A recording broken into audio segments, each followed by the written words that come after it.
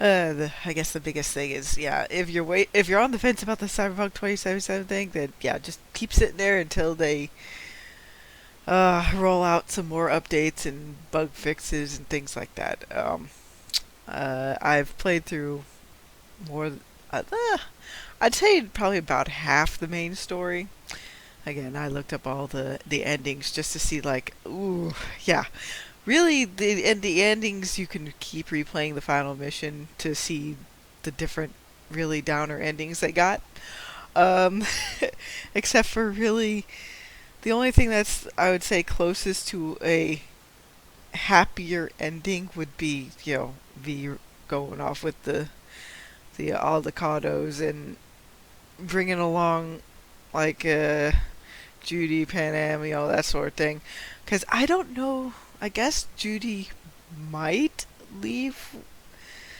I think she leaves earlier if you don't romance her. Um, from what I remember reading, and he hasn't left in my Male V's game yet, just because I haven't got him as far as the other playthrough just yet. I've been kind of taking my time because there has been so many bugs, and I didn't really want to encounter too many mission-breaking bugs. So far with the PC version, I've only crashed once. So, take that into account. That, and I take my time because with so much of the feedback that's going on, they fixed the save file issue, and so, but really, I was just crafting stuff like normal. Like I got almost 15 in crafting now, and my file was only like 5.4 megabytes.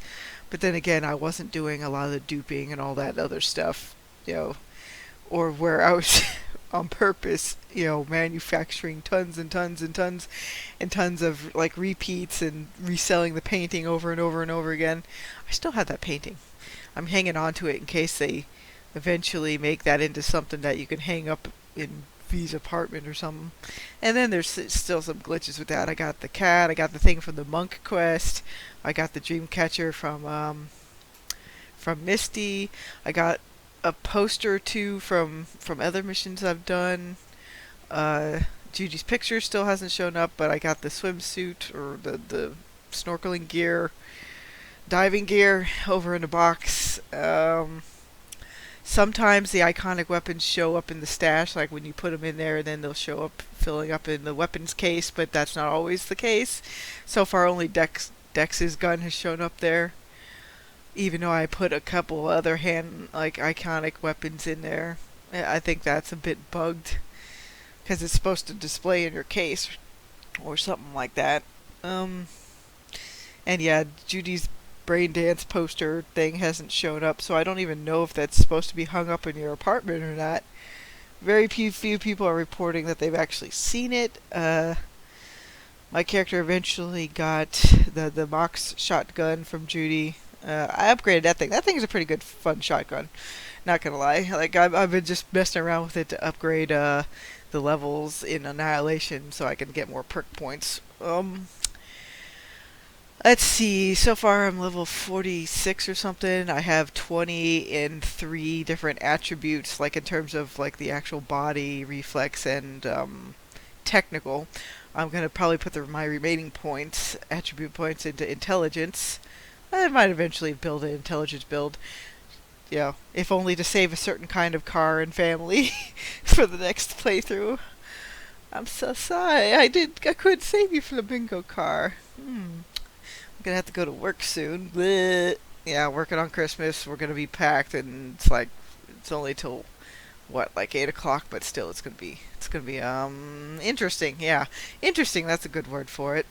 But no, Cyberpunk isn't gonna be like, oh, it's gonna blow your mind. It's like, no, it's fairly well voice acted. Got invested in the characters because, unlike most games, this game makes genuine likable characters. I don't care about relatability because to me, relatability just means checks marks the spot. So that's the reason why you'll see me avoid relatable characters in my own series. I rather just make characters that are fun to follow and they're genuinely likable. The bad guys are the ones that have the most unlikable traits because, hey, they're the bad guys. They gotta compare and contrast with the hero. But yeah, with Cyberpunk, yeah, the voice acting with all the characters, even the minor bit ones, is pretty good. In order to see a lot of messages from if you're doing certain missions, characters will do a follow up with you. Have V sleep in their bed for like 24 hours, and then usually just have them walk around a little bit. Uh, uh, Even outside the mega building, eventually you'll get flooded with messages and phone calls as you complete other gigs. Side seems like most of the stuff that brings that together is doing the side gigs, side missions, and just doing the main storyline in bits and pieces. Like I wanted to get all of Judy's stuff done first, so I did. I didn't do the one where you go meet Rogue or the guy that saved your life. I saved those two for later. I did the other one first, which led to clouds and that weird ass thing with the doll, and like, oh no, you're afraid of your own demise. That whole scenario. That's the main quest line mission I did first. And then I went around and did side gigs and side missions. Stuff kept opening up as I got more cred. Right now, I have yet to meet him down by in Japantown. Lean on the railing and wait. I haven't done that part yet. I did the other one to initially open up stuff for Pan Am, and meeting with Rogue, doing that sort of stuff. But some of her side stuff hasn't popped open yet either. So I imagine after I finish doing leaning on the rail, waiting for my so-called savior to get that up and running, after I finish that initial slew of stuff, the rest of the side missions and side gigs will probably open up for me. But I've done a fair amount already. I still gotta finish that stupid racing game.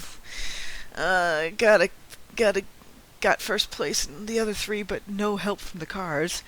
The Xion thing, though, that you get out in the Badlands, it's like 115k, is probably the most stable car in the game in terms of handling, and even in speed. So I'd recommend, if you're going to do those, save up to get that car and use that. Because it's good for off-road and on-road. I should know, because I've driven around a lot of stuff just to try to survive the racing minigame. Yeah. This thing needed more time in the oven, not gonna lie. I wasn't waiting for it for years. It just, like, my brother just happened to get it for me for Christmas. That's about it. Have a good day, everybody.